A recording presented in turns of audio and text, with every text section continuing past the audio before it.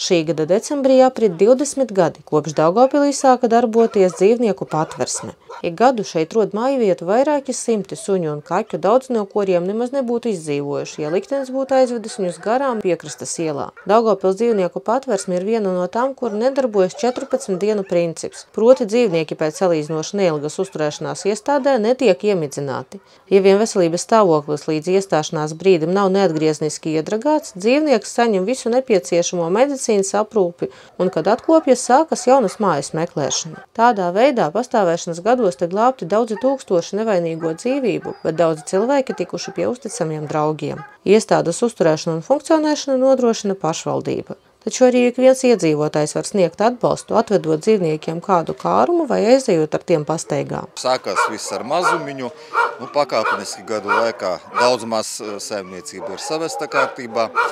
Dotā patversme tiek finansēta no pašvaldības budžeta. Piemēram, šogad ir iedalīti 180 000 eiro finanšu gadā.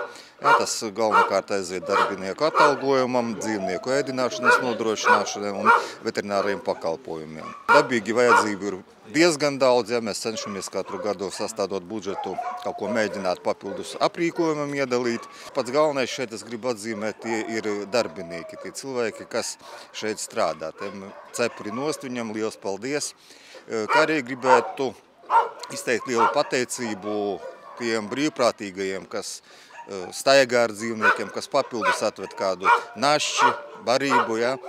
Un visi kopā pamazām mēs, tāda diezgan varbūt bēdīga vieta, ja? Bet arī daudzos brīžos, kad dzīvnieki atrod savus īstos saimniekus, tas pārsver visus tos varbūt trūkumus. Pašlaik patversmē uzturas gandrīz 40 suņu un ap 150 kaķu. Tas ir standarta skaits, kas nebūtiski var mainīties atkarībā no gada laika. Runājot par nepieciešamo atbalstu, patversmē stāsta, ka vienmēr nodara kvalitatīva suņu un kaķu barība, pavadas, kaķu smiltis, dažāds inventārs, pledes, segas, paligi un dvieļi no dabīgiem audumiem, kokskaidas un salmi, ko var izmantot voljieru siltināšanai, kā arī visas citas lietas, kas var noderēt dzīvnieku kopšanai un viņu mitekļu labiekārtošanai. Bet, protams, lielākais un labākais atbalsts vienmēr bija un būs mājas, ko dēvāt bezsaimnieka dzīvniekam. Pēdējos gados dzīvnieku adopcijas process norisinās raitāk, pateicoties sociālajiem tīkliem.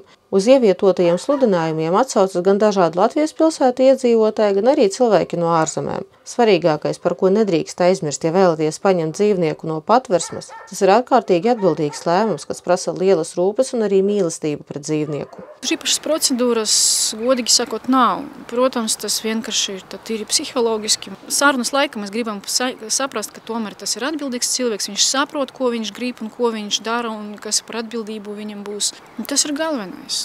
Kaut kā tur, es nezinu, izziņas no kaut kurienes mums nav vajadzīgs. Ja vienkārši personu apliecinošs dokuments, vispārējo jau tā vienkārši runājot, mēs saprotam, kas kām ir vajadzīgs un cenšamies tā diezgan adekvāti izvērtēt, vai mēs varam iedot tam cilvēkam to suni vai kaki vai nē.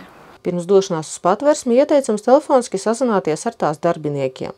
Iepazīties ar Daugavpils dzīvnieku patversmes dzīvi un iemītniekiem tuvāk var tās Facebook lapās Daugavpils dzīvnieku patversme un biedrība Astes un Kepas Daugavpils. Sižetu sagatavoja Daugavpils valstspilsētas pašvaldības sabiedrisko attiecību nodaļa.